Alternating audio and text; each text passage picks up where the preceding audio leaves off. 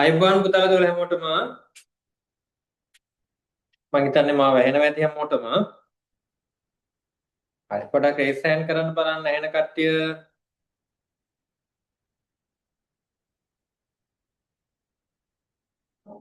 ඇහෙන අනේද කට්ටියන්ට හරි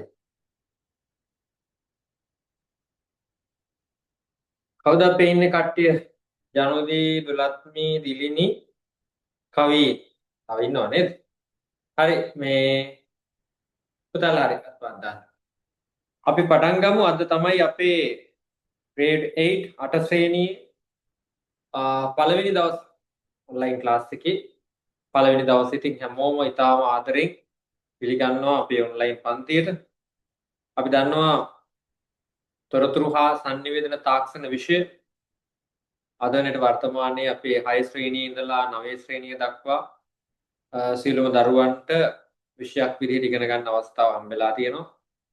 ඉතින් ඒත් එක්කම මේ අනිවාර්ය විෂයක් නේද? එදිනදා ජීවිතයේදී අපි වැඩ කටයුතු කරනකොට අපිට අත්‍යවශ්‍ය විෂයක් බවට අද වර්තමානයේ පත් වෙලා තියෙනවා.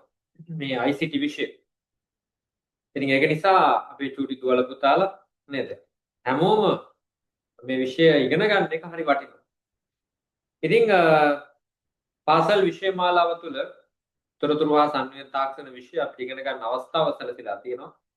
නමුත් අපේ පන්ති කාමරය තුළ ගොඩක් දුරට සතියකට එක කාලචේදයක් පමණයි තියෙන අපිට මේ ඉගෙන ගන්න. සමහර අවස්ථාවල පාසලේ විශේෂිත වැඩ යෙදුනොත් එහෙම අපිට අමාරු වෙනවා මේ විෂය ඉගෙන ගන්න. සහ ඒක මිස් වෙනවා. මම හිතන්නේ ගොඩක් අපි දන්නවා අපිත් පාසලේ ඉගෙනීම් කටයුතු සිද්ධ කරනකොට දකින්න දෙයක් තමයි අපි දරුවටව ගොඩක් කැමති මේ ICT විෂය ඉගෙන ගන්න නේද? අඩි මුඩිය දුවගෙන එනවා පරිගණක විද්‍යාගාරයට නේද?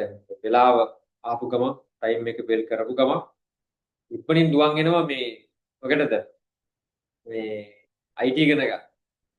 ඉතින් මේ හැබැයි සමහර අවස්ථාවල වෙන වැඩක් තිබ්බොත් හරි මොකක් හරි අවස්ථාවක් නැති වුණොත් අපිට අහපුව හැරලා යන තියෙන අවස්ථාවක් වෙලා තියෙනවා. මම හිතන්නේ එහෙම අත්දැකීම් අපේ දරුවන්ට ඇති නේද? ඒ වෙන වැඩකෙදිලා හිටියොත් හරි එහෙම නැත්නම් එදා දවසේ වෙන විශේෂිත වැඩක් තිබුණොත් හරි මේක හරියට කරගන්න බැරි වෙනවා. ඉතින් කොහොම හරි කමන්නේ විෂය ඉගෙන ගන්න ඕනේ හරි වටිනවා. ඉතින් අනාගතේ අපේ 10 11 ශ්‍රේණි වලටත් මේක අනිවාර්ය විෂයක් බවට පරිවර්තන වෙයි. 10 11 ශ්‍රේණි අතරතුර තාක්ෂණ විෂය තියෙනවා පුතාලා. හැබැයි අනිවාර්ය විෂයක් විදියට නැහැ. තෝරා ගැනීම විෂයක් විදිහට තමයි තියෙන්නේ. ඒ කොහොම හරි කමන්නේ විෂය ඉගෙනගෙන නේද? තොරතුරු තාක්ෂණය අතින් අපි සන්නද්ධ වුණා කියලා කියන්නේ අනාගතයේදී අපිට ගොඩාක් වැඩ මේ අසුරු කරගන්න පුළුවන්කම ලැබෙනවා. ඉතින් එහෙනම් පටන් ගමු. තොරතුරු හා sannivedana තාක්ෂණ විෂය මම හිතන්නේ පුතාලා මේ වෙනකොට මේ විෂය ගොඩක් මම හිතන්නේ ඉස්කෝලේ කරලා ඇති හෝ නැති ප්‍රශ්නයක් නැහැ. ඉගෙන ගන්න පුළුවන්කම තියෙන පුතාලට මුල ඉඳලම. ඉතින් මම නැවතත් චුට්ටක් මතක් කරන්නම් අපේ පන්තිය පැවැත්වෙන ආකාරය පිළිබඳ ඔන්ලයින් ක්ලාස් එක. අපි දවස් දෙකක් අද දිනේ සහ ඊළඟ සතියේ දින දෙක ඔයාලට මේක ෆ්‍රී ක්ලාස් එකක් විදිහට පවත්වාගෙන යන නොමිලේ පන්තියක් විදිහට පවත්වාගෙන යන්නේ. ඊට පස්සේ පුතාලට එතනින් එහාට මේ පන්තියට සම්බන්ධ වෙන්න පුළුවන් දෙසැම්බර් මාසයේ දක්වා ඉතිරි පාඩම් සියල්ලම කරන්න. ඒ කියන්නේ 8 ශ්‍රේණියට අදාළ සියලුම පාඩම් ආවරණය කරනවා දෙසැම්බර් මාසෙ වෙනකොට ඔයාලගේ. ඒ සඳහා සම්පූර්ණ මාස 6ටම ගාස්තුව හැටියට රුපියල් 3000ක් මුදලක් විතරයි අය කරන්නේ. ඊට පස්සේ දිගටම ඔයාලට දෙසැම්බර් මාස වෙනකම් දිගටම ඔන්ලයින් ක්ලාස් එකට සම්බන්ධ වෙලා කරගෙන යන්න පුළුවන්. ඉතින් අපි බලන්න මේ දවස් අද දවස් ඊළඟ දවස් ලබන සතියේ මේ දින දෙක කොහොමද මේ ක්ලාස් එක හොඳයිද ඔයාලට තේරෙනවද වටිනවද කියලා තීරුම් අරගෙන අම්මලා තාත්තලාත් එක්ක කතා කරලා තීරණය කරන්න පුළුවන්. මේ විදියට දෙසැම්බර් මාසයේ දක්වා ඔයාලගේ පාඩම් ආවරණය කරගන්න හැමදාම බ්‍රහස්පතින්දා හවස 6 මානට මේ ඔන්ලයින් පන්තියට සම්බන්ධ වෙලා දිගටම ඉතිරි පාඩම් ටිකත් කරගෙන යනවාද කියන තීරණය පුතාලට ගන්න පුළුවන්. ඒක නිසා මුලින්ම පන්තියට සම්බන්ධ වෙන්න කලින් ක්ලාස් ෆීස් ගැනවත් මොකක්වත් කතා කරන්නේ නැතිව මුල්ම සති දෙක මම මේ විදිහට කරගෙන යන්නේ ඔයාලට ඇත්තටම සතුටු නම් නේද? හොඳයි නම් කියලා හිතනවා නම් විතරක් දෙමාපියත් එක්ක කතා කරලා ඊළඟ මාස 6ට ඉගෙන ගන්න දෙසැම්බර් මාසෙ දක්වාම පන්තියට සම්බන්ධයෙන් අදාළ පන්ති ගාස්තුව ගෙවන්න මගේ ගෙවන ක්‍රම වලට WhatsApp group එකට දාන්න. ඉතින් කොහොම හරි ගමන්න ඉස්සෙල්ලාම අපි බලමු මේ පන්තිය හොඳයිද නේද? ඔයාලට ගැළපෙනවද? ඔයාලට කරගෙන යන්න පුළුවන්ද? ගැටලුවක් නැද්ද? තේරෙනවද කියන කාරණාවත් එක්ක. ඉතින් පුතාලා මම මුලින්ම ඔයාලට පෙන්වන්නම් අපේ තොරතුරු හා සංවේද තාක්ෂණ විෂය 8 ශ්‍රේණිය. 8 ශ්‍රේණිය තොරතුරු හා සංවේද තාක්ෂණ විෂය මොනවද පුතාලට ඉගෙන ගන්න තියෙන මොනවද? විෂය මාලාවක් ගන්න. මේ 8 ශ්‍රේණිය මොනවද තියෙන්නේ? grade 8 වල. මෙතන ඉංග්‍රීසි මීඩියම් දරුවෝ ඉන්නවද අපේ? ඉංග්‍රීසි මාධ්‍ය ඉගෙන ගන්න දරුවෝ ඉන්නවනේ පොඩ්ඩක් මම රෙජිස්ටර් කරන්න. ඉංග්‍රීසි මාධ්‍යය ඉන්නවා. දුලත් මේ ඉන්නවා නේද? හරි. ගැටලුවක් නැහැ. අනිත් අය සිංහල මාධ්‍ය. ගැටලුවක් නැහැ. පුතාලට ඉංග්‍රීසි සිංහල මාධ්‍යයෙන් දෙකින්ම කරගෙන යන්න පුළුවන්. හැබැයි ඉතින් මූලික භාෂාව විදියට මම සිංහල භාෂාව තමයි හසුරුවන්නේ. ඒකේ ගැටලුවක් නැහැ. ගොඩක් දුරට අපි බයිලින්ගුවල් ලැන්ග්වේජ් එකක් විදියට තමයි ගොඩක් දුරට තොරතුරු හා සංවේද තාක්ෂණය ක්‍රියාත්මක වෙන්නේ. ඉතින් ඒක මේ අනිත් විෂයනුත් ක්‍රියාත්මක වෙන නිසා මේක ඇවිල්ලා සිංහලෙන් මම කරා යන්න වැඩි පිරිසක් සිංහලෙන් ඉන්න නිසා හැබැයි ඔයාලට සටහන් ඒ සියල්ලම ඉංග්‍රීසි මාධ්‍යයෙන් ඔයාලට ලබා දෙන්න පුළුවන්. පුතාලා 8 ශ්‍රේණියේ මොනවද සිලබස් එක? 8 ශ්‍රේණියේ මොනවද ඔයාලට ඉගෙන ගන්න තියෙන්නේ? අපි ටිකක් බලමු මේක. ඔයාලගේ පෙළ පොත අරගෙන බලුවොත් ඔයාලට පෙනේ 8 ශ්‍රේණියේ මොනවද තියෙන්නේ කියලා. මම පුතාලට ස්ක්‍රීන් එක ෂෙයා කරන්නම්.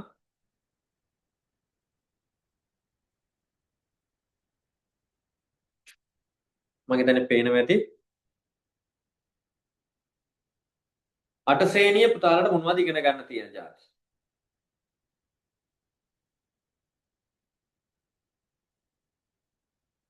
මාවත් පේනවා නේද? බලන්න. සිලබස් එකේ මොනවද තියෙන්නේ? සිලබස් එක. මුලින්ම පුතාලගේ පළවෙනි පාඩම හැටියට තියෙන්නේ සංඛ්‍යා පද්ධති, නම්බර් සිස්ටම්. මේ යටතේ පරිගණක අභ්‍යන්තර මෙහෙයුම් ක්‍රියාවලියේදී කොහොමද තොරතුරු හා සංවේද තාක්ෂණය භාවිතා කරන්නේ? පරිගණක අභ්‍යන්තර මෙහෙයුම් ක්‍රියාවලියේදී කොහොමද මේ සංඛ්‍යා පද්ධති භාවිතා කරන්නේ? සංඛ්‍යා පද්ධති වර්ග මොනවද? සංඛ්‍යා පද්ධති වලින් මොනවද වෙන්නේ? පරිගණක අභ්‍යන්තර මෙහෙයුම් ක්‍රියාවලියේදී භාවිතා කරන සංඛ්‍යා පද්ධති වර්ග මොනවද? ද්විමේය සංඛ්‍යා, දශම සංඛ්‍යා, අෂ්ටමේය සංඛ්‍යා, ෂඩ්දශම සංඛ්‍යා මෙන්න මේ සංඛ්‍යා පද්ධති. ඒ අතුරින් ද්විමේය සංඛ්‍යා සහ දශම සංඛ්‍යා කොහොමද වැඩ කරන්නේ? කොහොමද ක්‍රියාත්මක කරන්නේ කියලා පුතාලට දැන කියා ගන්න පුළුවන්කම ලැබෙනවා. ඊළඟට දෙවෙනි මාතෘකාව තියෙනවා මෙහෙයුම් පද්ධතියක් භාවිතයෙන් පරිගණකයක් වින්‍යාසගත කිරීම හා සිටුවම් කිරීම කියන එක. මෙයටදී පුතාලට තියෙන්නේ මෙහෙයුම් පද්ධතියක් එක වැඩ කරන්නේ කොහොමද? ඔපරේටිං සිස්ටම් එකක් එක්ක වැඩ කරන්නේ කොහොමද? ඒකේ තියෙන සමහර හැඩගැන්වීම් එමත් නැත්නම් කන්ෆිගරේෂන් කරන්නේ කොහොමද කියන එක තමයි අපි කතා කරන්නේ දෙවෙනි පාඩමේ. තුන්වෙනි පාඩම දෙනවා පුතා වදන් සැකසීම word processing.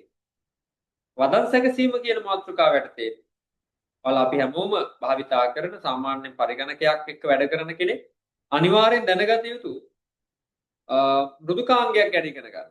ඒ තමයි Microsoft Word නැත්නම් word processing වදන් සැකසීම කියන මූලික මාතෘකාව යටතේ word processing නැත්නම් Microsoft Word මෘදුකාංගය එක්ක වැඩ කරන්නේ කොහොමද කියන එක පුතාලත් එක්ක කතා කරනවා සහ ප්‍රායෝගික ක්‍රියාකාරකම් වල යෙදෙනවා ප්‍රැක්ටිකල්. එතකොට මේක මේ අසුරු කරගෙන ගොඩාක් ප්‍රැක්ටිකල් වැඩ ගොඩක් අපිත් එක්ක එකට එකතු වෙලා මේ කරන්න පුළුවන්කම ලැබෙනවා පුතාලට. ඊගාට හතරවෙනි පාඩම තියෙනවා පුතේ ක්‍රමලේඛන ගොඩනැගීම. building program. ඒ කියන්නේ කොහොමද අපි ස්ක්‍රැච් මෘදුකාංගය භාවිතා කරලා ක්‍රමලේඛනයක් හදන්නේ? මේ මාතෘකාවෙන් ටිකක් ලස්සන වැඩ ටිකක් ඔයාලට කරන්න පුළුවන්. ඔයාලගේ පෙළ පොතේ නැති. ඉතින් පෙළ පොතේ නැති ගොඩක් දේවල් ක්‍රමලේඛ ගොඩනැගීම යටතේ කොහොමද ප්‍රෝග්‍රෑම් එකක් හදන්නේ කියන එක පුතාලට මුලින් ඉඳලා මම කියලා දෙනවා.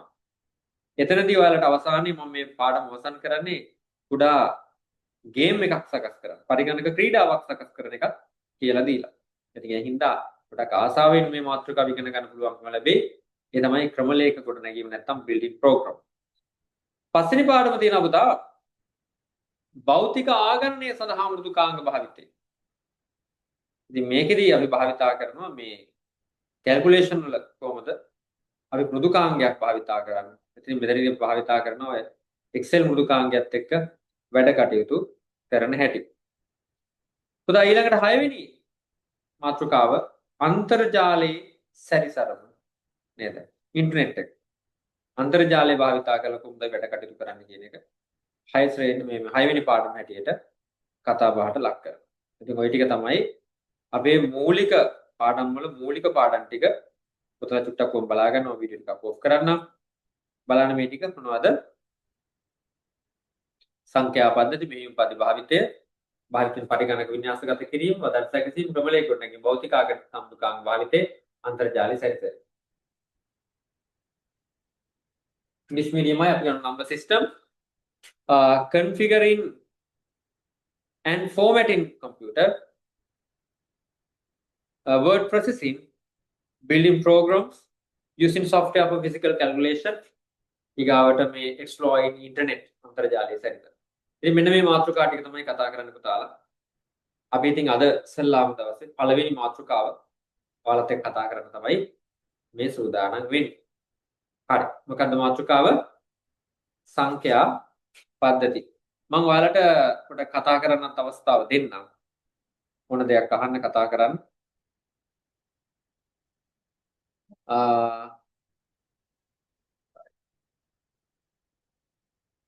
මාතෘකාවට එන්න කලින් මම දැනගන්න කැමති අපේ පැටවතුන් කීප දෙනෙක් ඉන්නවා අපේ සම්බන්ධ වෙලා. මම කීප දෙනෙක්ගෙන් අහන්නම් ඔයාලගේ පාසල් මොනවද සහ ප්‍රදේශය මොකක්ද කියලා චුට්ටක් අපි දැනගමු නේද? වැඩි වෙලාවක් අපිත් එක්ක කතා කරලා රැඳිලා ඉන්නවා චුටි දුල පුතාලා. බලන්න මට කියන්න බුවන එක කතා කරලා කියන්න බලන්න කොහෙද ඉස්කෝලේ කොහෙද ගම්පලාත් එහෙම කියලා. මැටියකනේ ඉන්නේ. මැටියකනේ. ඉස්කෝලේ මැටියකනේ. නෑ. නාරාමල සෙන්ට්‍රල් නාරාමල සෙන්ට්‍රල් යට බුවන එක හරි. දුලත්මි කියන්නේ? මම බලංගොඩ ඉස්කෝලේ බලංගොඩ ආනන්ද මෛත්‍රිය සෙන්ට්‍රල් කොලෙජ් එක. ඔය චුට්ටක් මට ඇහුන්නේ නැහැ වගේ. මම සර් බලංගොඩ ඉස්කෝලේ බලංගොඩ ආනන්ද මෛත්‍රිය සෙන්ට්‍රල් කොලෙජ් එක. හරි හරි. ගොඩක් දුරයි නේද අපිට ඉඳලා මෙහි ඉඳලා නේද? අපි නාරම්වල නේද? හරි බලංගොඩ ආනන්ද මෛත්‍රී නේද? ඔව් සර්. හරි. සාදරයෙන් පිළිගන්න අපේ ක්ලාස් එකට දුලත්මි. ඊගාවට කවින් මට කියන්න බලන්න කොයිද ඉස්කෝලේ? සර් ගම්පහ බණ්ඩාරනායක. ගම්පහ බණ්ඩාරනායක. ගෙවල් කොයිද පදිංචි? Bopitiya sir. Bopitiya. very good. Piyumi කියන්න බලන්න. සර් මම ත්‍රිකුණාමලයේ මගේ පාසල තමයි ජේසස් බාලිකා විද්‍යාලය. ජෝසප් බාලිකා විද්‍යාලය ත්‍රිකුණාමලේ. ඔව්.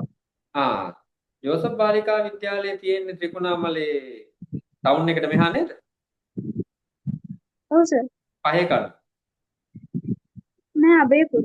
අබේපුර. හරි. බාලිකා කන්ද උඩ තියෙන එක නේද? ඔව්. right හරි. හොඳයි පුතේ. එහෙමනම් අපි පන්තියට සම්බන්ධ වෙමු. පන්ති වැඩේ කරගෙන යමු. පටන් ගමු එහෙනම්. හරි. එහෙනම් පුතාලා පළවෙනි පාඩමට අපි යමු. පළවෙනි පාඩම 8 ශ්‍රේණියේ පළවෙනි පාඩම තියෙන්නේ නම්බර් සිස්ටම්.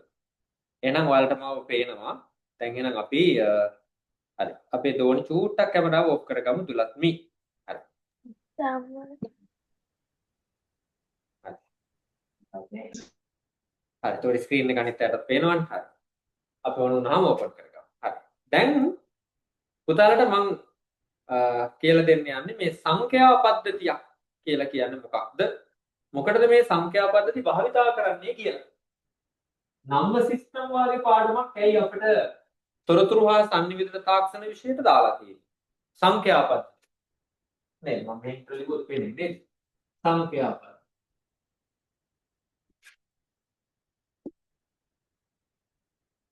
සංඛ්‍යා පද්ධති. Number system. මම ඉංග්‍රීසියෙන් ලියන්නම් අපේ ඉංග්‍රීසි යාළුවෝ ඉන්න නිසා. Number system. පුතේ මේ පරිගණකයේ අතීතයේ ඉඳලා එනකොට ඉතිහාසය ගැන කතා කරනකොට පරිගණකයේ මේ ඉවොලුෂන් එක යනකොට මේ පරිගණකයේ කියන උපකරණය බිහි වෙන්නේ මුලින්ම. අද අපි මේකේ විවිධ වැඩ ගන්නවා. නමුත් පරිගණකයේ කියන උපකරණය බිහි වෙන්නේ මුලින්ම මේ ගණනය කිරීමේ කටයුතු සඳහා. ගණිතමය කටයුතු සඳහා තමයි බිහි වෙන්නේ. ඉතින් ඒකත් එක්කම පරිගණකය ඒ ගණිතමය කටයුතුත් එක්ක තමයි බද්ධ වෙලා සිද්ධ වෙන්නේ. ඉතින් ඒකේ ප්‍රතිඵලයක් හැටියට එක සහ බිඳුව කියන මූලික සංකල්පය තමයි භාවිතා කරන්නේ පරිගණකයේ අභ්‍යන්තර මෙහෙයුම් ක්‍රියාවලිය. ඒ කියන්නේ අන්තිමට විද්‍යාඥයෝ තීරණය කරනවා විද්‍යාඥයෝ එනවා මේක පරිශන කරපු අය තීරණයකට එකම එක සංඛ්‍යා පද්ධතියයි භාවිතා කරන්න පුළුවන් පරිගණකයක් තුල දත්ත නිරූපණය කිරීම සඳහා ඒ තමයි පරිගණකයේ භාවිතා කරන්න පුළුවන් ද්විමේය සංඛ්‍යා පද්ධතිය. ඒ කියන්නේ පරිගණකයේ අභ්‍යන්තරයේ ක්‍රියාත්මක කරන්න පුළුවන් අවස්ථා දෙකයි. එක අවස්ථාවක් තමයි තමන්ගේ පද්ධතිය තුලින් විදුලි ධාරාවක් ගමන් කරාද කියන එකයි නැද්ද කියන එකයි. විදුලි ධාරාවක් ගමන් කරොත් එකයි කියනවා ගමන් කරේ නැත්නම් බිඳුවයි කියනවා. එතකොට කොහොමද ඒක දැම්මේ? මේ එකයි කියන සංකල්පය අලගත්තේ විදුලි ධාරාවක් ගමන් කරා. වෝල්ට් 5ක විදුලි ධාරාවක් ගමන් කරා. ගමන් කරේ නැහැ. එහෙනම් බිඳුවයි. එහෙනම් පද්ධතිය තුලින් විදුලි ධාරාවක් ගමන් කිරීම සහ නොකිරීම කියන සංකල්පය මත ඉඳගෙන තමයි පරිගණකය තුල දත්ත සකස් කරන්නේ. පරිගණකය තුල දත්ත කපඩා කරන්නේ. නේද? පරිගණකය තුල පරිගණකයෙන් තවත් පරිගණකයකට දත්ත එහා මෙහා ගෙනියන්නේ. මෙන්න මේ හැම දෙයකම භාවිතා කරන ක්‍රමය තමයි මේ සංඛ්‍යා පද්ධතිය එක සහ බිඳුව. එක සහ බිඳුව නිරූපණය කිරීම සඳහා එක සහ බිඳුව නිරූපණය කිරීම සඳහා භාවිතා කරන්න පුළුවන් එකම සංඛ්‍යා පද්ධතිය තමයි ද්විමේය සංඛ්‍යා පද්ධතිය. නැත්නම් අපි කියනවා binary number system. Binary number system. ද්විමේය සංඛ්‍යා පද්ධතිය. Binary number system. අපි කියනවා ඔකට සිංහලෙන් ද්විමේය සංඛ්‍යා පද්ධතිය කියලා. ද්විමේය සංඛ්‍යා පද්ධතිය. ඒකට හේතුව තමයි ද්විමේය සංඛ්‍යා පද්ධතිය තුල භාවිතා කරන්නේ සංකේත දෙකයි. එක සහ බිඳුව. එක සහ බිඳුව කියන සංකේත විතරයි ද්විමේය සංඛ්‍යා පද්ධතිය තුල භාවිතා කරනවා. මම දැන් මේ උත්තරට මෙහෙම පැහැදිලි කරන්න. අපි මෙහෙම හිතුවොත් සරලව හිතන්න. Recording in progress. අපි මෙහෙම හිතුවොත්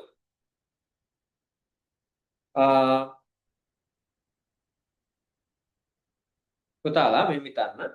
ඔන්න පරිගණකයක් තියෙනවා අපිට. මෙතන පොඩි පරිගණකයක් වා එකක් හඳුන්වන්නකො කම්පියුටරයක් වා එකක් නේද. සරලව මේක තේරුම් ගමු. මොකටද මේ අපි සංඛ්‍යා පද්ධති ඉගෙන ගන්නේ කියන එක වලට තේරුම් කරන්න ඕන මේ හරියට. මොකටද අපි සංඛ්‍යා පද්ධති ඉගෙන ගන්නේ? මේක පරිගණකයක්. මම මෙතන සිස්ටම් යුනිට් එකක් අඳින්නම්. මම හිතන්නේ grade 8 වලට ආවට පස්සේ ගොඩාක් අය පරිගණකය ගැන දන්නවා. අපි කීබෝඩ් එක කියමු. හරිද? කීබෝඩ් එක මෙහාට එන්න අදින්න බෑ. අපි මෙහාට එන්න අදින්න ඕනේ. right. මේ කීබෝඩ් එක කියමුකෝ අපි ඈ. එතකොට පුතා මෙන්න මෙහෙම හිතන්න. කීබෝඩ් එක පරිගණකයට සම්බන්ධ කරලා තියෙන්නේ. කීබෝඩ් එක පරිගණකයට සම්බන්ධ කරලා තියෙන්නේ. අපි හිතමු කීබෝඩ් එකේ අංක 5 කියන බොත්තම ප්‍රෙස් කරනවා. අපි දැකලා තියෙනවා කීබෝඩ් එකේ අංක 5 ප්‍රෙස් කරොත් මොකද වෙන්නේ? අපිට පරිගණක තිරයේ අංක 5 දැర్శණය වෙනවා. ඒක සාමාන්‍ය සිද්ධ වෙන්නේ. කීබෝඩ් එකේ අංක 5 අපි කීබෝඩ් එකේ ප්‍රෙස් කරොත් පරිගණක 5 ප්‍රෙස් කරොත් පරිගණක තිරයේ අංක 5 අපිට දැర్శණය වෙනවා. කොහොමද මේක වෙන්නේ කියලා චුට්ටක් හිතලා බලන්න. පුතා සිද්ධ වෙන්නේ මෙන්න මෙච්චරයි. කීබෝඩ් එකේ අංක 5 ප්‍රෙස් කරපුවාම කීබෝඩ් එක මගෙන් විදුලි සංඥාවක් නිකුත් කරනවා. ඒ විදුලි සංඥාව මේ වයර් එක දිගේ යනවා නේද? මේ අපේ තියෙන සිස්ටම් යුනිට් එකට. සිස්ටම් යුනිට් එකෙන් වීඩියෝ සංඥාවක් විදියට මොනිටරේ මතට ලබා දෙනවා. සංදර්ශකයෙන් ලබා දෙනවා. එතකොට තමයි අපිට මේ සංඛ්‍යාව දැర్శණය වෙන්නේ. දැන් මම කියන්න උත්සාහ කරන්නේ යතුරු පූර්වයෙන් යන සංඥාව මොන වගේද? විදුලි සංඥාවක් කියන්නේ. අපි නිකන් අනුමාන කරමු මෙන්න මෙහෙම. යතුරු පූර්වයෙන් යන සංඥාව යවන්න මේ වයර් එකේ අපිට මේ වයර් එක තනි වයර් එකක් තිබ්බට මේකේ වයර් හතරක් තියෙනවා කියලා හිතන්න සරලව නේද? වයර් හතරක්. නිකන් මම මේ කියන්නේ මීට වඩා දියුණු තාක්ෂණයක් දැන් භාවිතා කරනවා. වයර් මේ වයර් එක ඇතුලේ නේද? ගැලෙවුවාට පස්සේ වයර් හතරක් තියෙනවා කියලා හිතන්න. වයර් හතරක්. උන් 1යි 2යි 3යි 4. දැන් අපි ප්‍රෙස් කරේ සංඛ්‍යාව 5 නම් 5ට අදාළ ද්විමේය සංඛ්‍යාව තමයි මේ වයර් එක ඇතුලේ යන්නේ. මොකක්ද කියලා යන්නේ පුතේ? 5ට අදාළ ද්විමේය සංඛ්‍යාව. ඉතින් අපි 5ට අදාළ ද්විමේය සංඛ්‍යාව ගත්තොත් දැන් අපි ඉතලා පරිවර්තනය කරලා අපි ඉස්සරහට ගමු. උත්තර පුතාලට තේරෙනවා 5ට අදාළ ද්විමේය සංඛ්‍යාව ගත්තොත් මෙන්න මෙහෙම තමයි 5ට අදාළ ද්විමේය සංඛ්‍යාව වෙන්නේ. 0.1 0.1 වුණා. මේක දශමයේ සංඛ්‍යාව 5ට අදාළ මේක ද්විමේය සංඛ්‍යාව බයිනරි නම්. 5 කියන්නේ මේක ඩෙසිමල් මේක බයිනරි. අතන හිතන්න 0.1 0.1 5ට අදාළ බයිනරි නම් මේක 0.1 0.1. දැන් මට කියන්න මේ වයර් එකෙන් යවන්න පුළුවන් දශමයේ සංඛ්‍යාවද ලේසි ද්විමේය සංඛ්‍යාව. නේද? මට කියන්න වයර් එක තුලින් යවන්න පුළුවන් වෙන්නේ ලේසියෙන්ම දශමයේ සංඛ්‍යාවද ද්විමේය සංඛ්‍යාවද? ද්විමේය සංඛ්‍යා. ද්විමේය සංඛ්‍යාව යවන්න පුළුවන්. කොහොමද යවන්නේ? වෙන්න මෙහෙමයි. පළවෙනි වයර් එකේ විදුලි ධාරාවක් ගමන් කරන්නේ නැහැ බිඳුවටදී. දෙවෙනි වයර් එකේ විදුලි ධාරාවක් ගමන් කරනවා 1 නිසා. තුන්වෙනි වයර් එකේ විදුලි ධාරාවක් ගමන් කරන්නේ නැහැ. හතරවෙනි වයර් එකේ විදුලි ධාරාවක් ගමන් කරනවා. අන්න ලේසි. ඔන්න ඔය ක්‍රමය තමයි පාවිච්චි කරලා තියෙන්නේ. මෙන්න මේ වගේ ඩිවයිස් අතර සංඛ්‍යා අරයි යනකොට සහ මේ පරිගණක අභ්‍යන්තර මෙහෙයුම් ක්‍රියාවලියේදී දත් එහා මෙහා ගෙන යනවා. විදුලි ධාරාවක් ගමන් කිරීම ඕන නම් අපිට දශමයේ තියනවට වඩා ද්විමේය සංඛ්‍යාවෙන් අගයක් තියෙනකොට ඒ සංඛ්‍යා ක්‍රමය පදනම් කරගෙන කිසියම් වූ සංඥාවක් කිසියම් වූ සංකේතයක් කිසියම් වූ විධානයක් කිසියම් වූ අකුරක් ඉලක්කමක් ගෙන යන්න පුළුවන්. ඉතින් එහෙනම් මේ අංක පහ ප්‍රෙස් කරපුවාම මේ වයර් එක ඇතුලේ තව වයර් ගොඩක් තියෙනවා නම් අරයි යන්නේ විදුලි සංඥාවක් විදිහට CPU එකට අරයි යනවා. එයා තීරණය කරනවා මේ වගේ විදුලි සංඥාවක් තමයි එන්නේ 0.1 0.1 මේක සමානයි වෙන්න මේ සංකේතෙට. ඒ නිසා ඒ සංකේතයේ වීඩියෝ සංඥාවක් විදියට යවනවා මොකද පුතා? සංදර්ශකය. තේරුණාද? තේරුණානේ? තේරුණා නම් අත උස්සන්න බලන්න. දැන් මම මේ කියන්න උත්සාහ කරන්නේ අපිට භාවිතා කරන දශමයේ සංඛ්‍යාව වගේම ද්විමේය සංඛ්‍යාවත් අපිට වැදගත්. පරිගණක අභ්‍යන්තර ක්‍රියාවලිය. එතනින් එහාට තව තියෙනවා පුතා මොනවද? නේද? අෂ්ටමයේ සංඛ්‍යා සහ ෂඩ්දශම සංඛ්‍යා. ටිකක් එහාට ගියාම 10 වසරට වගේ ගියාම grade 10 වලට ගියාට පස්සේ පුතාලට ඒවත් ඉගෙන ගන්න පුළුවන්කම ලැබෙනවා. ඔන්න දැන් මම මේක චුට්ටක් මකලා අපි යමු අපේ ප්‍රසන්ටේෂන් එක. මේක තිබිච්චාව එක්ක නේද? අපි යමු ප්‍රසන්ටේෂන් එකට. බලන්න සංඛ්‍යා පද්ධති පාඩමේ වෙන්න. අපි ඉස්සෙල්ලාම පොඩි නෝට් එකක් දාගමු. ලියා ගන්නකෝ.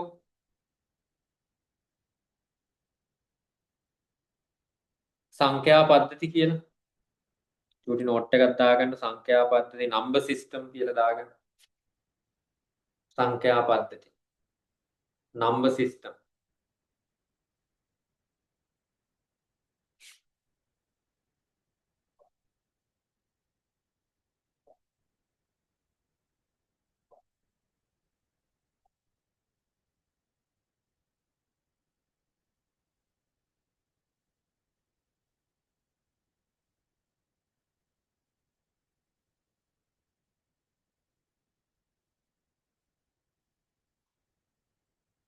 එතකොට පරිගණකයේ හරිද සංඛ්‍යා පද්ධතියක් මගින් අපි නේද ද්විමේය සංඛ්‍යා පද්ධතිය ගත්තොත් එහෙම පරිගණක අභ්‍යන්තරයේ අකුරු රූප ශබ්ද වීඩියෝ ආදිය පරිගණකයේ හැසිරවීම සඳහා තමයි මේ සංඛ්‍යා පද්ධති භාවිතා කරන්නේ. ඉතින් පුතාලා ලියාගමු මෙන්න මෙහෙම සංඛ්‍යා පද්ධති යටතේ මේක මොකද්ද? පරිගණකයේ අකුරු රූප ශබ්ද වීඩියෝ ආදිය පරිගණකයේ හැසිරවීම සඳහා සංඛ්‍යා පද්ධති භාවිතා කරයි කියන්නේ. පරිගණකයේ අකුරු රූප ශබ්ද වීඩියෝ ආදිය පරිගණකයේ හැසිරවීම සඳහා සංඛ්‍යා පද්ධති භාවිතා කරයි. ඉංග්‍රීසියෙන් ලියන number system used to control computer, font, image, sounds, video, etc.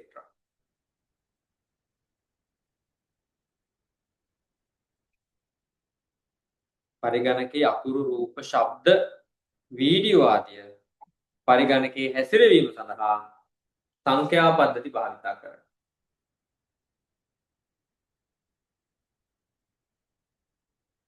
පරිගණකයේ අකුරු රූප ශබ්ද වීඩියෝ ආදිය පරිගණකයේ හැසිරවීම සඳහා සංඛ්‍යා පද්ධති භාවිතා කරයි. එහෙනම් අකුරු ගත්තත් පින්තූරයක් ගත්තත් වීඩියෝ එකක් ගත්තත් නේද? ශබ්දයක් ගත්තත් මේ හැම දෙයක්ම පරිගණකයේ ඇතුලේ ගබඩා කරලා තියෙනවා නේද? ද්විමේ සංඛ්‍යා පද්ධතිය භාවිතා කරලා.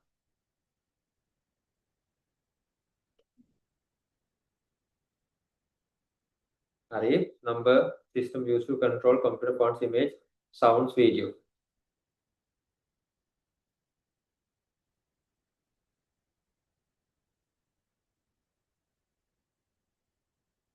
ඒකටම කැලලක් දාගන්න. මොකද්ද? මේ සඳහා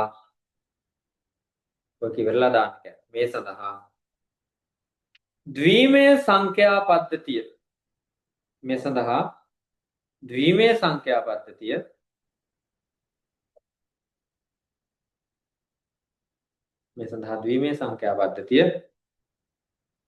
යොදා ගනි මේ සඳහා ද්විමය සංඛ්‍යා පද්ධතිය යොදා ගනි. medium Malian used to binary number system. Used to binary number system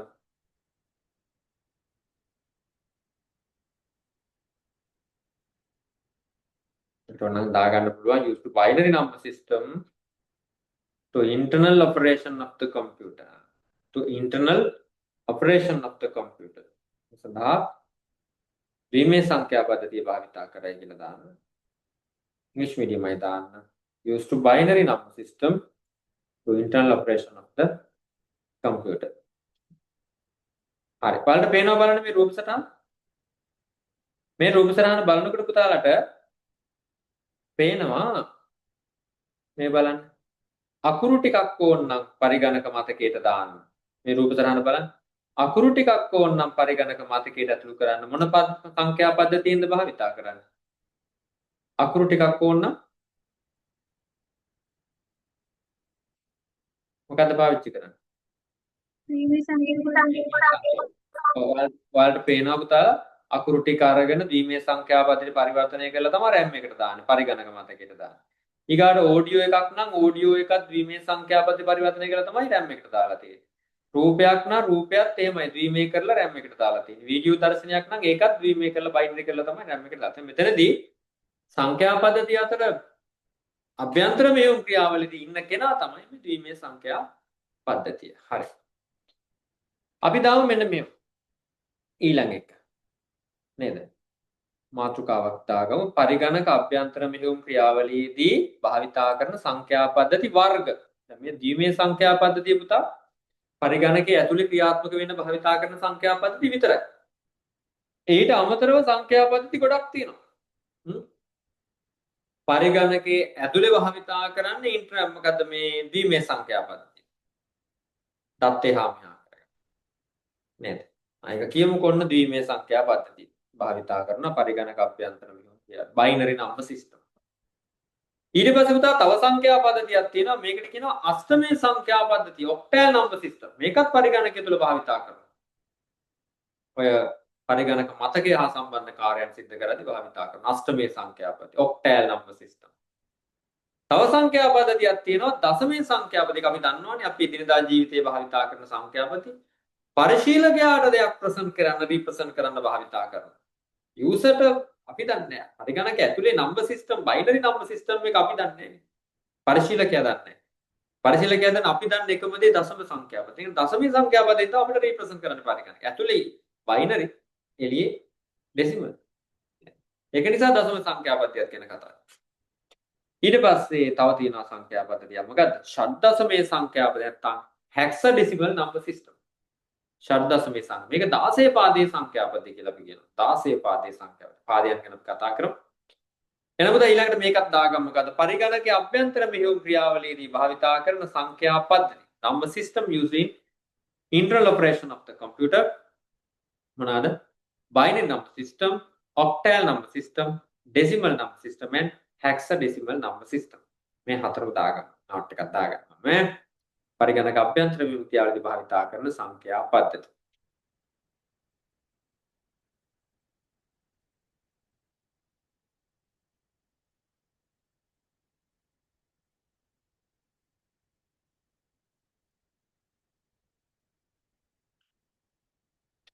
ඉංග්‍රීසි මීඩියම් අය ඉංග්‍රීසි වලින් විතරක් ලියන්න. සිංහල මීඩියම් අය ඉංග්‍රීසි සිංහල දෙකම ලියන්න. හැබැයි උඩ එක ලියන්න අවශ්‍ය නැහැ. උඩ එක මාතෘකාව ඕනේ නැහැ. මේ නම්බර් සිස්ටම් හතර ලියද්දී ඉංග්‍රීසියෙන් ලියාගන්න එක හොඳයි සිංහල මීඩියම් අය. නේද? බයිනරි ඔක්ටල් ඩෙසිමල් හෙක්සාඩෙසිමල් කියන කමක් නැහැ. ඒවා දැනගෙන ඉන්න. ඒ නිසා ලියාගන්න ඒ ටික. උඩ මාතෘකාව නම් ලියන්න නැහැ. ඒක නිකන් ලියන්න. නෝට් එක දාගන්නකෝ.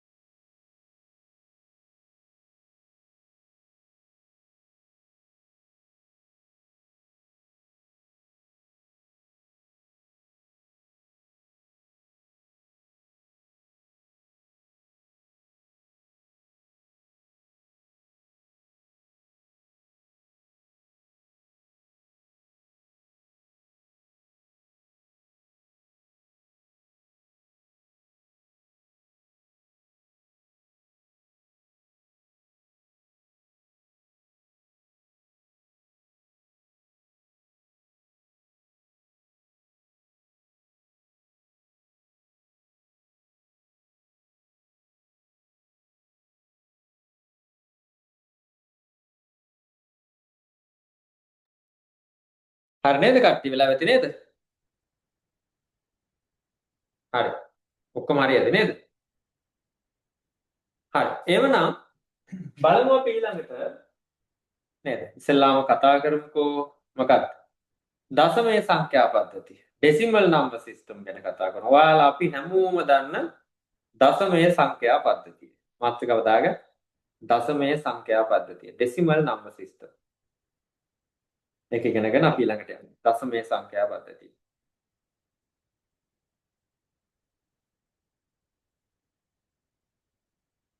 දශමය සංඛ්‍යා පද්ධතිය. right. හරි. දශමය සංඛ්‍යා පද්ධතිය ගැන බලමු තාලා. දැන් මේ දශමය සංඛ්‍යා පද්ධතිය ඔයාලා අපි දන්නවා. අපි ඉලක්කම් සංඛ්‍යා ගණන් හදනකොට ඔයාලා අපි හැමෝම පාවිච්චි කරන සංඛ්‍යා පද්ධතිය. හරි. මම අපේ යාළුවකින් අහන්නම්කෝ දශම සංඛ්‍යා පද්ධතියට භාවිතා කරන සංකේත මොනවද? මොන සංකේතද භාවිතා කරන්නේ? කියන්න බලන්න බුවන එක. මොනවද පාවිච්චි කරන්නේ? ඉලක්කම් ටික කියන්න බලන්න දශම සංඛ්‍යා පද්ධතිය. 0 1 2 3 4 5 6 7 8 9 10 8 9ක් තියෙනවා. හරි. බිංදුවේ සිට 9 දක්වා නේ. 0 1 2 3 4 5 6 7 8 9. එතකොට මේවා සංකේතනේ. දශම සංඛ්‍යා පද්ධතිය මොනවද පුතා මේ? සංකේත. මෙන්න මේ සංකේත භාවිතා කරලා තමයි අපි ඕනම සංඛ්‍යාවක් නිරූපණය කරන්නේ. අපිට පුළුවන් මේ සංඛ්‍යාත භාවිතා කරලා ඕනම සංඛ්‍යාවක් නිරූපණය කරන්න. 0 ඉඳලා 9 දක්වා නේද? දැන් අපි හිතමු මේ සංඛ්‍යා භාවිතා කරලා නේද? මම මෙතනින් සංඛ්‍යා 3ක් ගන්න 4ක් ගන්නම්කෝ. මට කියන්න 5යි sorry මම මේ සංඛ්‍යා 4 ගන්නම්කෝ. 1යි 3යි 4යි 5යි. මට කියන්න මේ සංඛ්‍යා 4 භාවිතා කරලා නිරූපණය කරන්න පුළුවන් විශාලම සංඛ්‍යාව මොකක්ද? කියන්න බෑ. right very good. මොකද්ද? 5431 තමයි නිරූපණය කරන්න පුළුවන් විශාලම සංඛ්‍යාව. හරියටම හරි. අපි දන්නවා ශිෂ්‍යත්ව විභාගෙදී එහෙම දීලා තියෙනවා කට්ටියන්ට නේද? විශාලම සංඛ්‍යාව. විශාල සංඛ්‍යාවල කුඩා සංඛ්‍යාවක පිළිවෙල ලියුවොත් ඔන්න නිරූපණය කරන්න පුළුවන් විශාලම සංඛ්‍යාව ගන්න පුළුවන්. කුඩාම සංඛ්‍යාව මොකක්ද? මේක තමයි විශාලම සංඛ්‍යාව නිරූපණය කරන්නේ. කුඩාම සංඛ්‍යාව මොකක්ද මේක නිරූපණය කරන්නේ?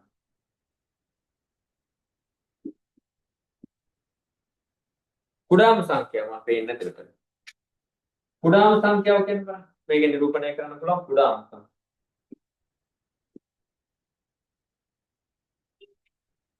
මොකක්ද? කියමු කියන්න බලන්න.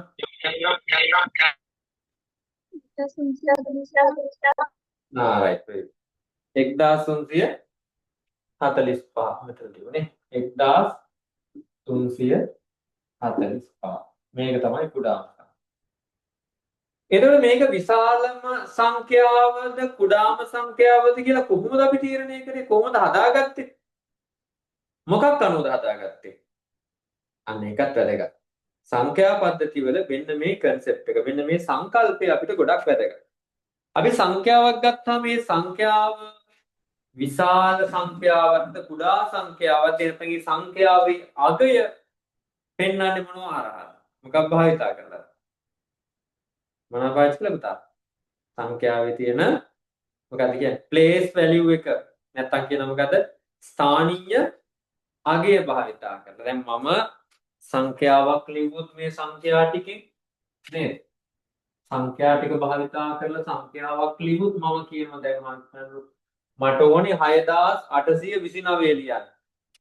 මම ලියනවා 6829. හරිද මම ලිව්වා?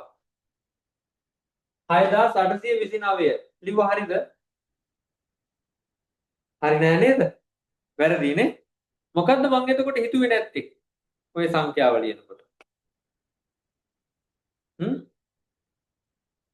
මොකද්ද මම හිතුවේ නැත්තේ? ස්ථානීය අගය. එහෙනම් මේක වැරදි.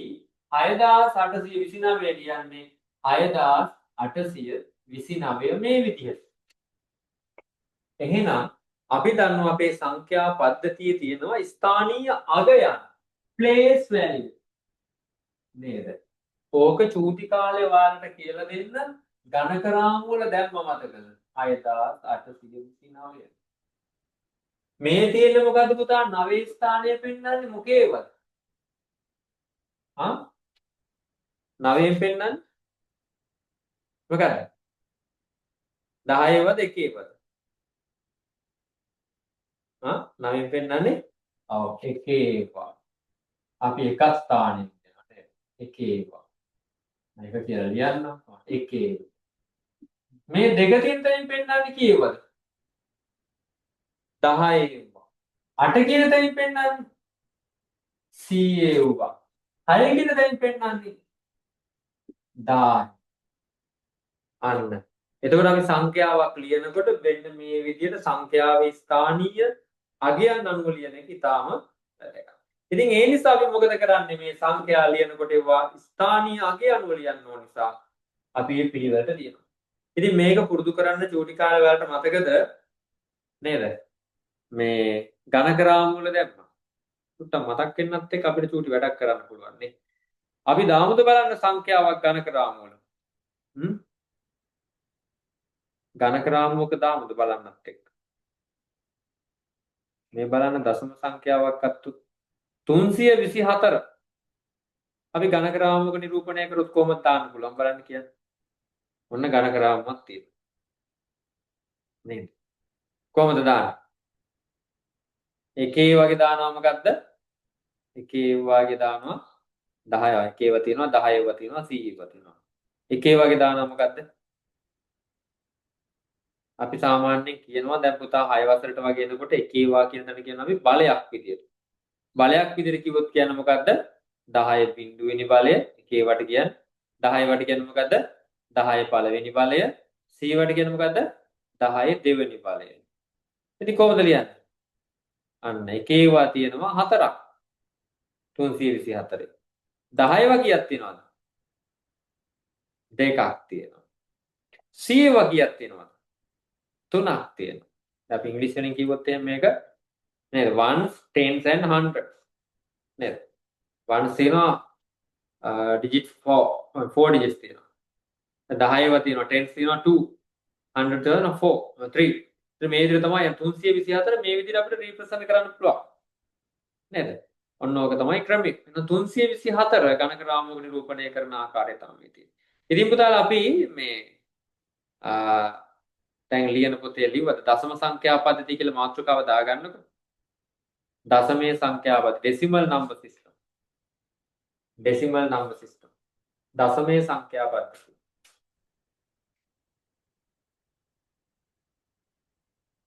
දශමයේ සංඛ්‍යා පද්ධතිය. ඊළඟට කෙටි මාතෘකාවක් දාගන්න 324 ඝනක රාමුවක නිරූපණය කිරීම.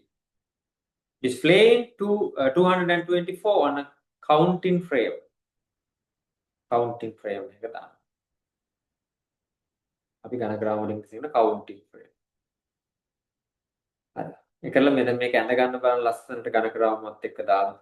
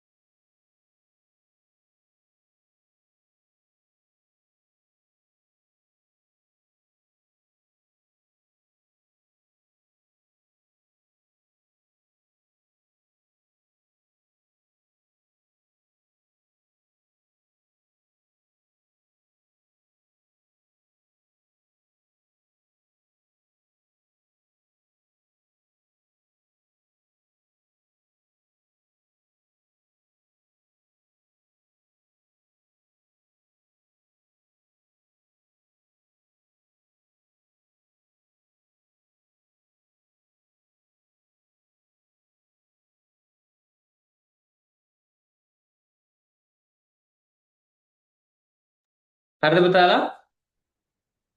හරි නේද? හරි. දැන් එහෙනම් ඔයාලා දැක්ක ඝනක රාමුවක කොහොමද නිරූපණය කරන්නේ කියලා. මම දැන් ඔයාලට චූටි වැඩක් දෙන්නම් ඈ. එකක් විතරක් කරමු ඈ. මොකද්ද?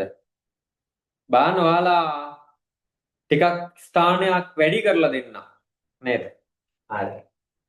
6251 ඝනක රාමුවක නිරූපණය කරන්න. 6251 යනවා 6251 ඉක්මනට නිරූපණය කරන්න එකම එක අවස්ථාවක් දෙන්න. 6251 ගණන් කරාම සංගාල දක්වන්න.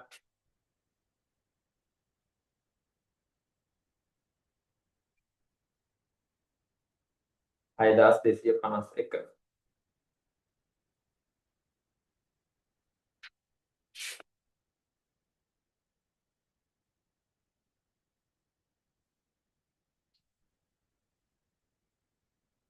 හරි කොහොමද වෙන්නේ? බලමු අපි. මේ පොඩි පාඩම් මම මේ කියලා දෙන්න හදන්නේ. සංඛ්‍යා පද්ධති කොහොමද අපි පරිගණක අභ්‍යන්තර මෙහෙයුම් ක්‍රියාවලියේදී භාවිතා කරන්නේ? කොහොමද දාන්නේ?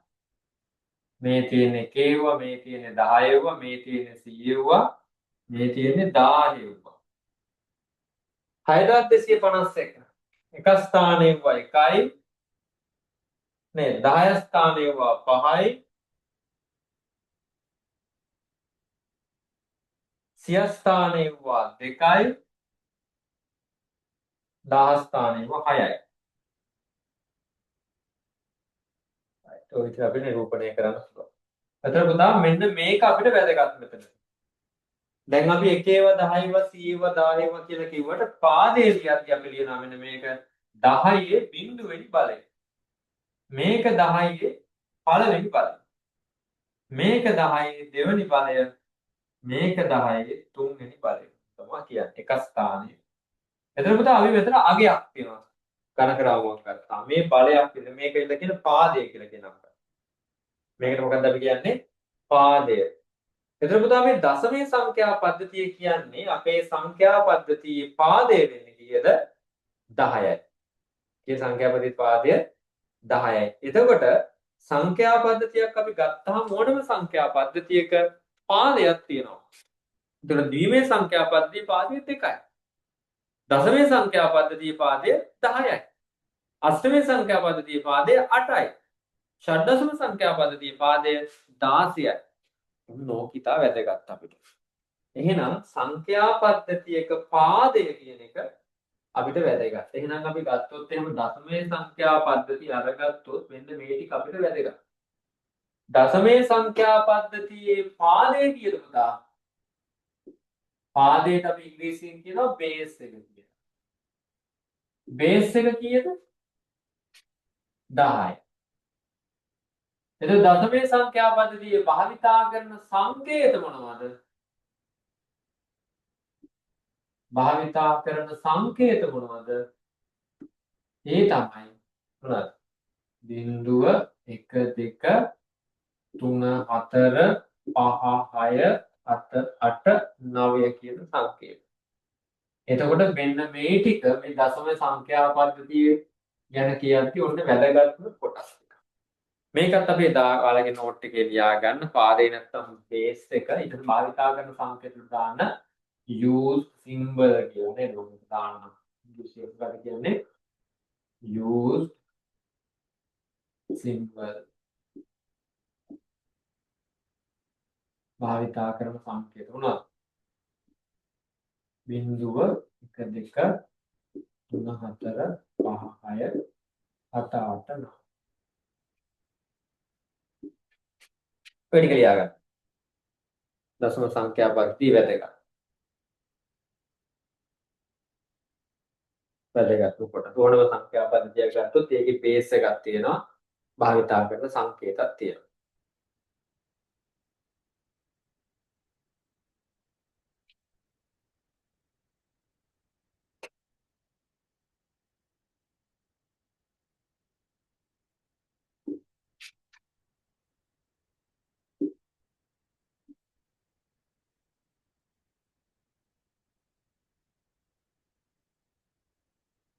මාතෘකාව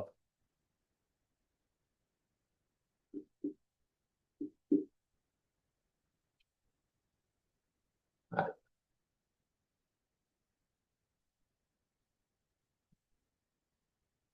වැඩි ලියා ගන්න.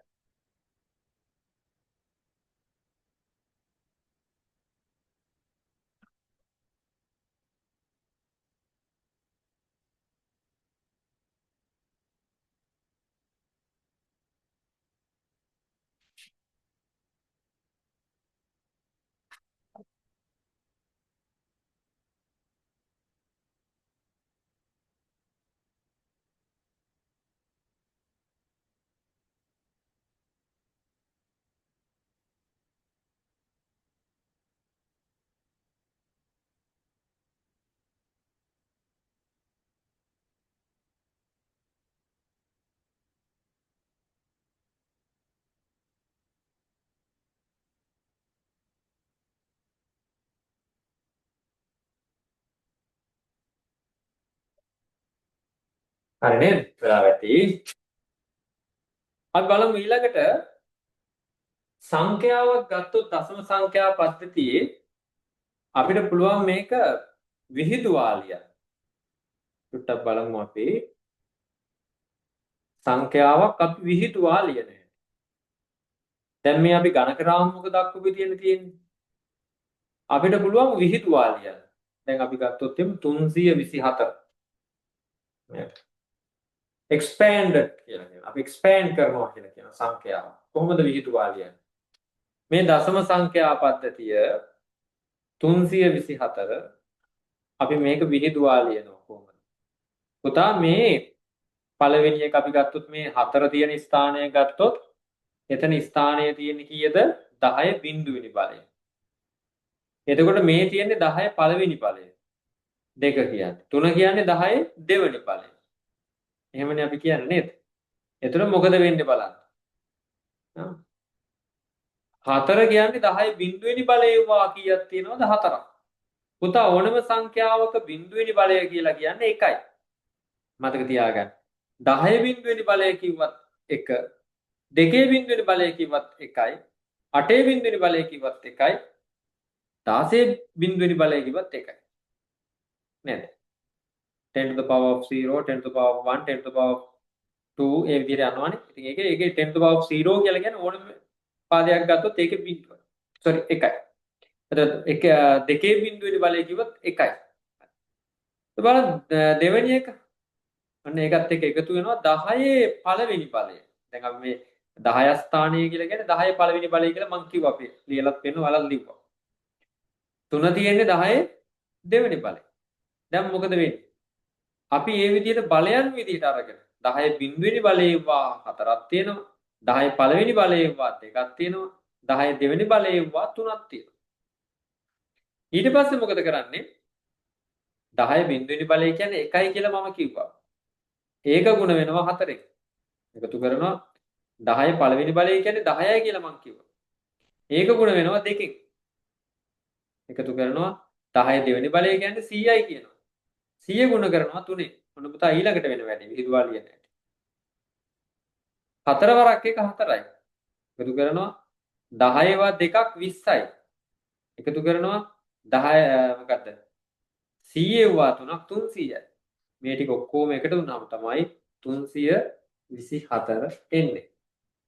මම තා චුට්ටක් ඔයාලට පැහැදිලි කරන්නම් මේක නැතිව ලියලා පෙන්නන්න පුතාලට අහු බලා ගන්න කොහොමද මේ වැඩේ කරන්නේ. මම වෙන එකක් කරගන්නවා. විහිදුවා ලිවීම. විහිදුවා ලියන්න බලන්න. තව පාරක් පොඩ්ඩක් කියලා දෙන්න මෙන්න. 432 अब මේක විහිදුවා ලියන්න. නේද? මුගම් මුගින් මැද්දට ගමු 432 විහිදුවා ලියන්න. එහෙනම් විහිදුවා expanding කියලා. expand කොහොමද expand කරන්නේ? අපි ලියමු 423 ගමු 423. මේ වගේ තියෙන ස්ථානීය අගයන්ට දාලා දන්නවා මේ 3 කියන තැන තියෙන්නේ එක ස්ථානය, මෙතන 10 ස්ථානය, මෙතන 100 ස්ථාන. අපි දැන් මෙතන එක ස්ථානය කියලා කියන්නේ නෑ. මෙතන බලයක් විතර තිබ්බොත් කියන්නේ මෙතන 10 කිවෙනි බලයද තා? මේ ඇවිල්ලා 10 බිඳුවෙනි බලය. මේ තියෙන්නේ 10 පළවෙනි බලය. මේ 10 දෙවෙනි බලය. ඒ කියන්නේ 10 බිඳුවෙනි 10 to the power of 0, 10 to the power of 1, 10 to the power of 2. ඒක තමයි අපි 10 පළවෙනි 10 බිඳුවෙනි බලය. මොනම සංඛ්‍යාවක බිඳුවෙනි බලය කියන්නේ 1යි. ඒක ගුණ කරනවා මේ 3ෙන්. අන්න. ඔන්න වරහන් පුතාගම. හරිද? ඊට පස්සේ එකතු කරනවා 10 පළවෙනි බලය කියන්නේ කීයද? 10යි. 10 ගුණ කරන්න ඕනේ කීයද මෙතන තියෙන අගය? 2කින්. ඒකවත් වරහණක් ඇතුළට දැම්මම 10 දෙවෙනි බලය කියන්නේ 100යි. 100 ගුණ කරන්න ඕනේ කීයද? 4ෙන්.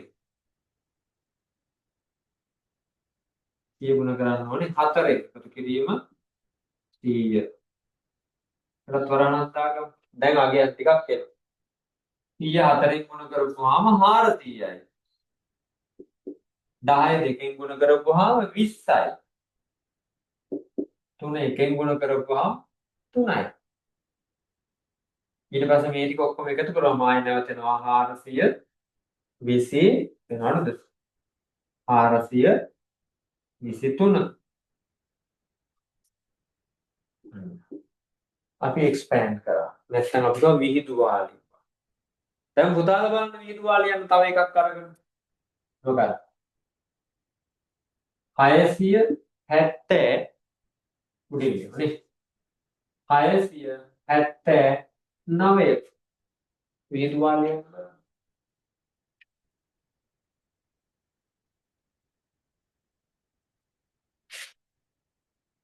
මේක ඉස්සලා ලියන්න. 679යි 564යි විහිදුවාලියන් කරා. දෙකක් දුන්නා. ධන දෙකක්. ඉස්සල්ලාම තාලා මේ දෙක ලියාගන්න. මේක ලියාගන්න. ලියාගෙන ඉවරලා 679යි 564යි විහිදුවාලියයි.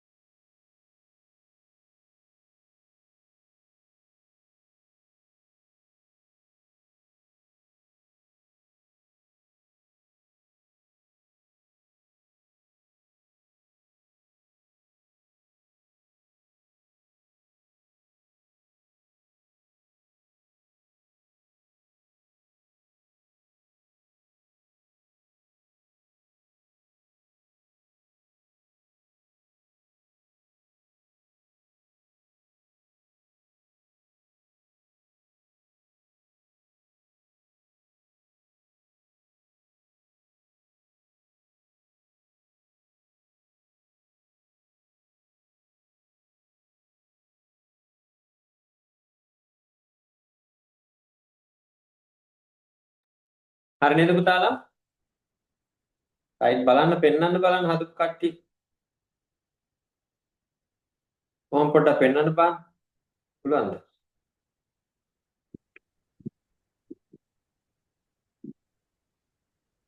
පියෝමි දුලත්මි බලන්න පෙන්න. වීඩියෝ එක බලන්න. ගන්න හැදුවා තව වෙලා තියෙනවද? තව කරන්න ඕනේද? වෙලා වැඩි නේද? කැමරා ඔන් කරලා කමන්න පෙන්න. කැමරාවට පොඩ්ඩක් පෙන්න. හරි. ගැටලුවක් නෑ. හරි පුතේ. හරි ඕකේ. එහෙමනම් මේක තේරුණාද දෙන්න? කට්ටියට තේරුණාද? තේරුණාද? හරි නේද? හරි. දැන් එහෙනම් අපි ඊළඟට බලමු මොකක්ද? ඊළඟ සංඛ්‍යා පද්ධතිය. binary number system නේද? ද්විමය සංඛ්‍යා පද්ධතිය ගැන බලමු. ඒ කියන්නේ මම මේක මකන්නම්. ද්විමය සංඛ්‍යා පද්ධතිය චුට්ටක් බලන්න. එහෙනම් ද්විමය සංඛ්‍යා පද්ධතිය ගැන පුතාලා දන්නවා. අපි කතාත් කරා කලින් ඉස්සලා නේද? ද්විමය සංඛ්‍යා පද්ධතියට භාවිතා කරන සංකේත මොකක්ද? ද්විමය සංඛ්‍යා පද්ධතිය. binary number. ද්විමය binary. ද්විමය සංඛ්‍යා පද්ධතිය. මොනවද භාවිතා කරන සංකේත පුතේ? දෙකේ පාදයේ 10 පාදයේ සංඛ්‍යා පද්ධතියේ සංකේත 10ක් පාවිච්චි කරා. 0 1 2 3 4 5 6 7 9. ද්විමය සංඛ්‍යා පද්ධතියේ සංකේත දෙකයි. මොනවාද සංකේත දෙක? භාවිතා කරන සංකේත use symbol මොනවාද?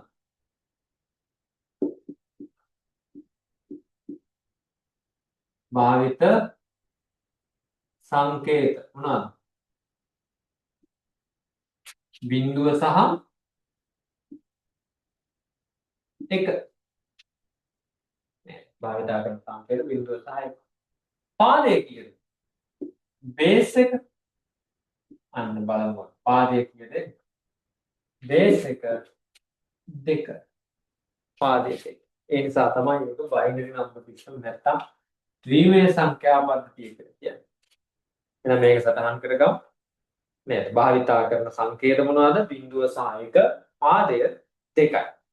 අපි බලමු මේ සංකේත මොනවද කියලා. ඉස්සලා මේක ලියාගමු. මොනවද පාවිච්චි කරන්නේ? භාවිතා කරන සංකේත බිංදුව සහ 1 පාදය වෙන්නේ 2. දැන් 10 පාදයේ සංඛ්‍යාවේ භාවිතා කරන සංකේත බිංදුවේ ඉඳලා 9 දක්වා තිබුණා. 0 1 2 3 4 5 6 7 9. පාදයේ උනේ 10. මේකේ තියෙන පාදයේ 2 දිගේ පාදයේ සංඛ්‍යා කියලා කියන binary number system එක. පාදයේ 2 නිසා. දාගන්නකෝ ව්‍යාකරණ.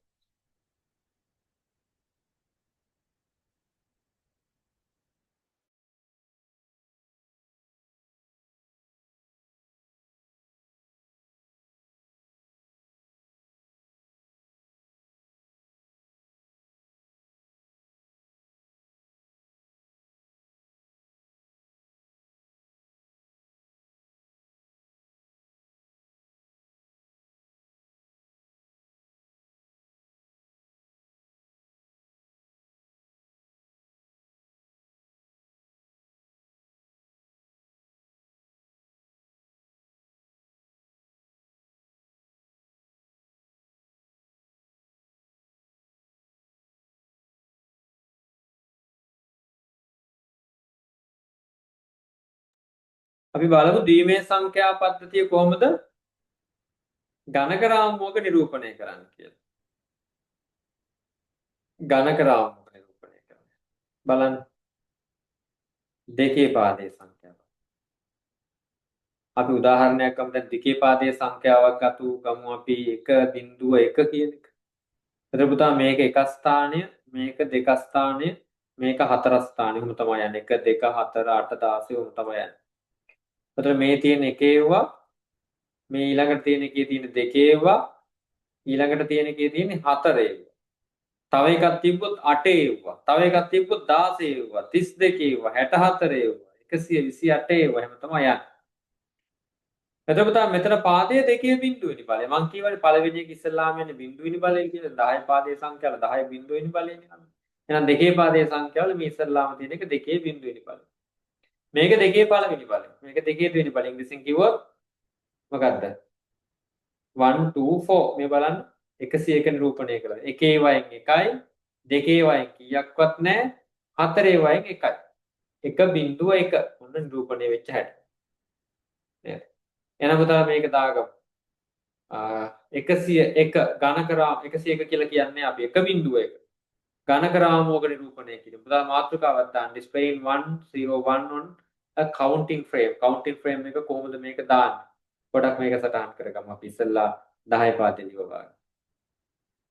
ඝනකරාමෝක නිරූපණය කරන හැටි.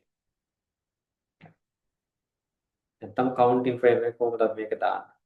දෙකේ පාදයෙන් ද්විමීය සංඛ්‍යා පද්ධතිය. පොඩක් දාගන්න මේක පුතා. අපි කරන ගණන් වල ඉගෙන ගත්ත දේවල් නේද මේ?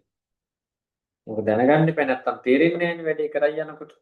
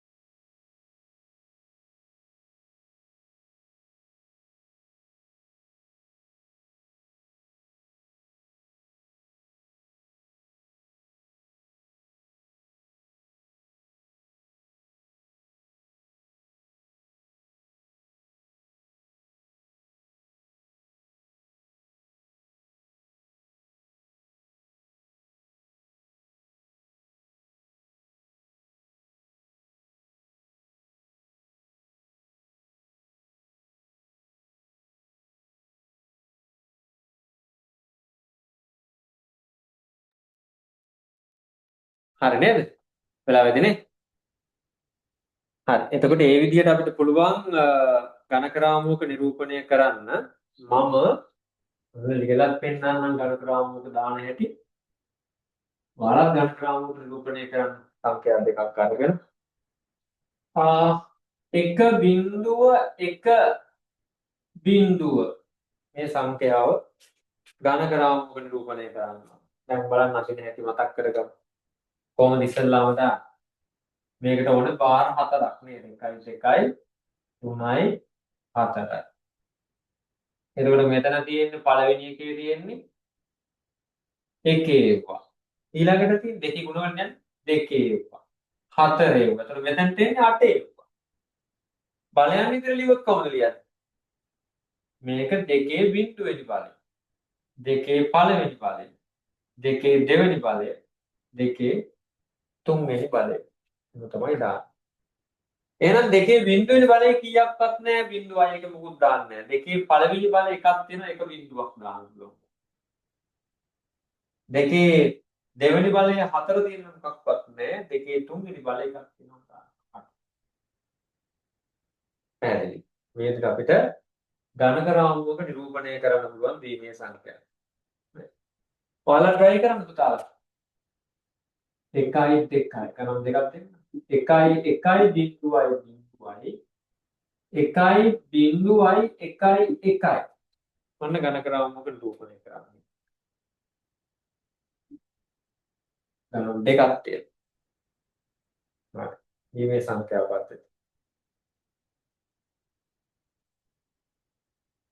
බලන්න තියලා තියෙන එක ලියාගෙන ඝන ක්‍රමාංක නිරූපණය කරන්න.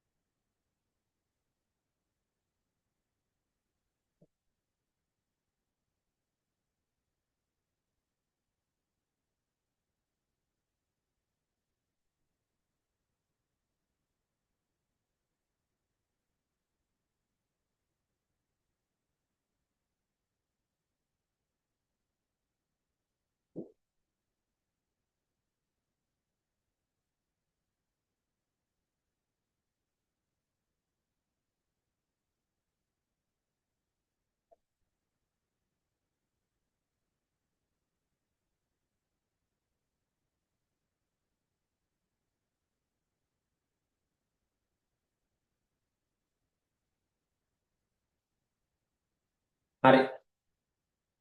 වෙලාව ඇති නේද? හරි. එහෙනම් බලන්න නිවැරදිව දාන්න නැති කියලා හිතනවා. එහෙනම් අපි ඊළඟට බලමු ද්විමේය සංඛ්‍යාවක් අර විදිහටම විහිදුවා ලියන්න. කොහොමද අපි විහිදුවා ලියන්නේ? ද්විමේය සංඛ්‍යාවත් විහිදුවා ලියන හැටි බලමු. හරි. ෂෙයා කරලා ගමු බලන්න.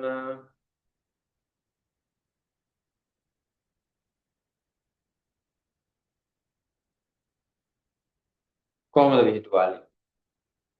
අර විදිහම තමයි බලන්න මෙන්න මේක.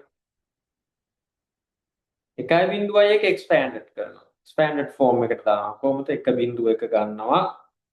ඊට පස්සේ 1 ගුණ කිරීම 2 බිංදුව. එකතු කිරීම බිංදුව ගුණ කිරීම 2 1. දැන් 2 බිංදුව කියන්නේ අරගේ 10 බිංදුව කියලා අපි හිතන්නේ. දැන් මේ 2 පාදයේ සංඛ්‍යා නැත්තම් දශම බයිනරි නිසා 2 බිංදුව. ඊළඟ එක 1 ගුණ කිරීම 2 2. ඊට පස්සේ ඔන්න එක්වරක් මෙතන තියෙන 2 බිංදුව කියන්නේ මොනම අවස්ථාවක 1 අපි කව 2 බිංදුව 10 බිංදුව 8 බිංදුව කොහොම කිව්වත් එකමයි 1 1ෙන් ගුණ වෙනවා. එකතු කරනවා ඊගාට බිංදුව ගුණ වෙනවා 2කින් 2 පළවෙනි බලය කියලා කියන්නේ 2 2 to the power of 1 කියන්නේ 2 ඊට පස්සේ plus 2 to the power of 2 කියන්නේ 4 2 දෙවෙනි බලය කියන්නේ 4 මේ ටික ඔක්කොම අහපුව එකතු කරලා ගන්නවා මෙතන 1යි මෙතන බිංදුවයි මෙතන 4යි 4 වරක් 1 4යි 4යි 1යි ඔක්කොම උත්තර එනවා 5යි 5 එන්නේ මොන පාදයේද පුතා 10 පාදේ මේක එක්ස්පෑන්ඩ් කරලා එන අගය හැමතිස්සෙම පවතින්නේ 10 පාදයේ සංඛ්‍යාවක් විදියට. right මම මේක කරලා පෙන්නන්න පුතාලට. right අපි සංඛ්‍යාවක් ගමු ඒ විදියට. විහිදුවා ලිවීම මාතෘකාව දාගන්න විහිදුවා ලිවීම කියලා. expanded form කියලා දාන්න විහිදුවා ලිවීම.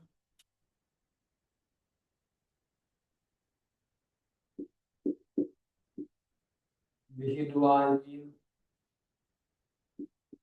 expanding හරි expanded form. හරි කොහොමද ලියන්නේ? අර අපි සංඛ්‍යාවක් 1.1.1.1 ඔන්න අපේ සංඛ්‍යාව. දැන් මේ වගේ අගයන් වල ස්ථානීය අගයන් පුතාලා දාන්න. 1.1.1 කියලා ගත්තාම උට ගත්තා නම් හොඳයි නේද? පල්ලෙහාට මදිනේ.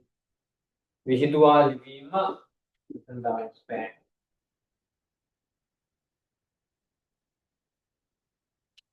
හරි. 1.1.1 සංඛ්‍යාව.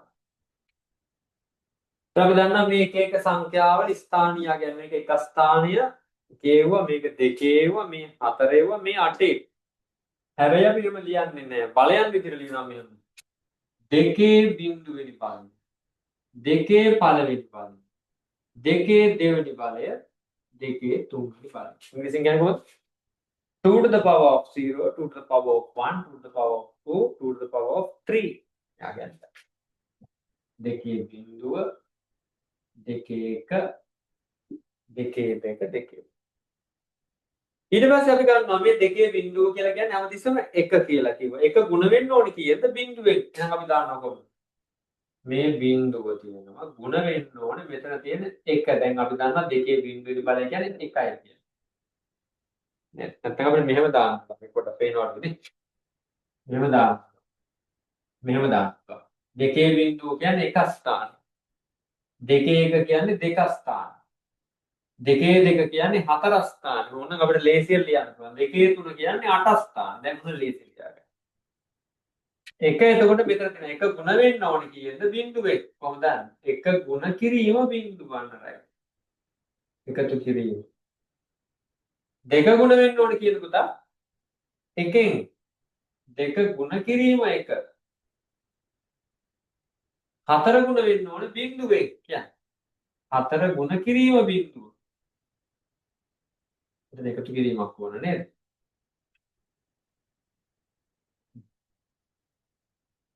මෙතන මොකක්ද ඕනේ එකතු කිරීම. එකතු කිරීම යුතම මෙහාටම කවන්න. හතර ಗುಣ වෙන්න ඕනේ බිඳුවේ. එකතු කිරීම 8 ಗುಣ වෙන්න ඕනේ එකෙන්. තමයි අකුරට ගියාද? එකතු කිරීම 8 ಗುಣ වෙන්න ඕනේ එකෙන්. ඔය විදියට. මේ 1 ಗುಣ වෙනවා 1 ಗುಣ වෙනවා බිඳුවේ 2 ಗುಣ වෙනවා එකෙන් 4 ಗುಣ වෙනවා බිඳුවෙන් 8 ಗುಣ වෙනවා එකෙන්. එක බිඳුවෙන් ගුණ වෙච්චාම තමයි එකපාර බිඳුව බිඳුවයි එකතු කිරීම දෙක එකෙන් ගුණ වෙච්චාම 2යි එකතු කිරීම 4 බිඳුවෙන් ගුණ වෙච්චාම බිඳුවයි එකතු කිරීම 8 එකෙන් ගුණ වෙච්චාම 8යි මේ ටික ඔක්කොම එකතු කරපුවාම වෙන උත්තරේ 10 පාදයක් යක් 8යි 2යි 10යි උත්තරේ 10යි කියලා ලියන්න මේක ලියන්නේ 10 කියලා පාදේ දාන්න ඕනේ ඉංග්‍රීසියෙන් දැම්මොත් 10 කියලා දාන්න ඕනේ උත්තර කරලා ලියමු 10 කියලා දාන්න ඕනේ ඉංග්‍රීසියෙන් දානවා 10 කියලා දාන්න මේක දැන් යට වෙන්න ඕනේ ඒක මට පේන්නේ නැති නිසා ඔයාලට පේන්නේ නැති නිසා මම අර අතරින් දැන් හරිද හරි කොයි විදිහට අපිට පුළුවන් විහිදුවා ලියන්න මේකනේ විහිදුවා ලිංග සංඛ්‍යාව 1.1.1 කියන එක මේ විදිහට විහිදුවා ලියන්න උත්තරයක් එනවා 10 පාදයෙන් තමයි උත්තරේ වැඩේ තේරුණා පුළුවන් මේක අපි දා නේද මොකක්ද 1.1.1 විහිදුවා ලියන්න try කරා ඊට පස්සේ 1.1 විහිදුවා ලියන්න ගණන් තියෙනවා දෙකක් හරිද වැඩිද නෑ නේද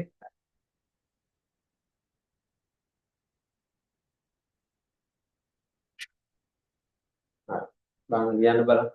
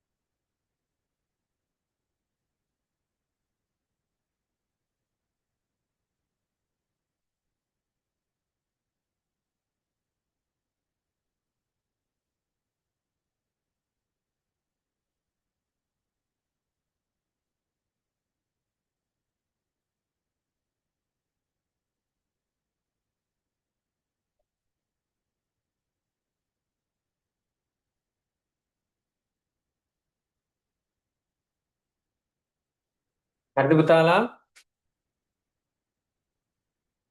අවසන් කරා. අපි මේක පෙන්වන්න බලන්න කොහොමද ඒ කාලේ විහිදුවා ලිව්වේ මේ ගණන් දෙකේ ඔන්න මේක මකනවා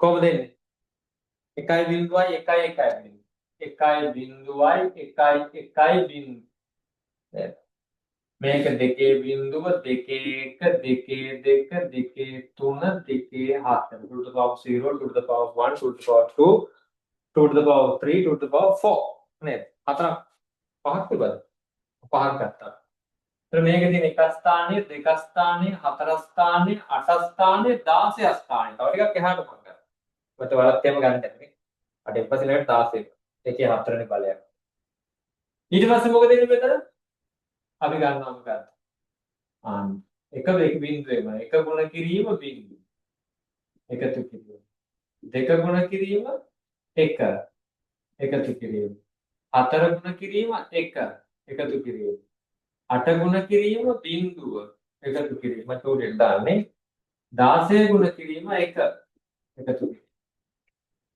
ඊට පස්සේ එක බිඳුව කියන්නේ බිඳුවයි එකතු කිරීම දෙක ගුණ කිරීම එක කියන්නේ නේද දෙකේවා එකක් දෙවරක් එක දෙකයි හතර ගුණ කිරීම කියන්නේ හතරයි අට ගුණ කිරීම බිඳුව කියන්නේ බිඳුවයි 16 ගුණ කිරීම එක කියන්නේ 16යි මේ ටික ඔක්කොම එක 16 4යි 20යි 2යි 22යි මේක අපි කියනවා 10 කියලා නැත්නම් ඉංග්‍රීසියෙන් 10 කියලා දාන්න හරිද බාන හරි කියන අතුස්සන්න පේස් සෑන් කරන්න හරි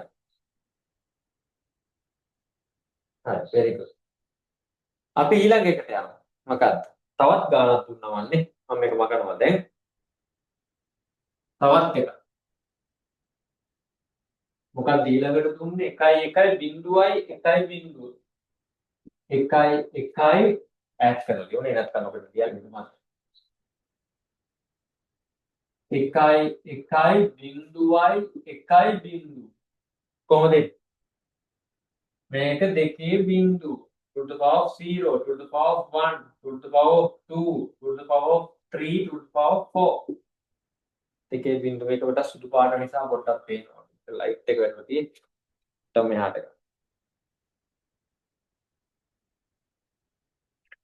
හරිද ඒක පේනවද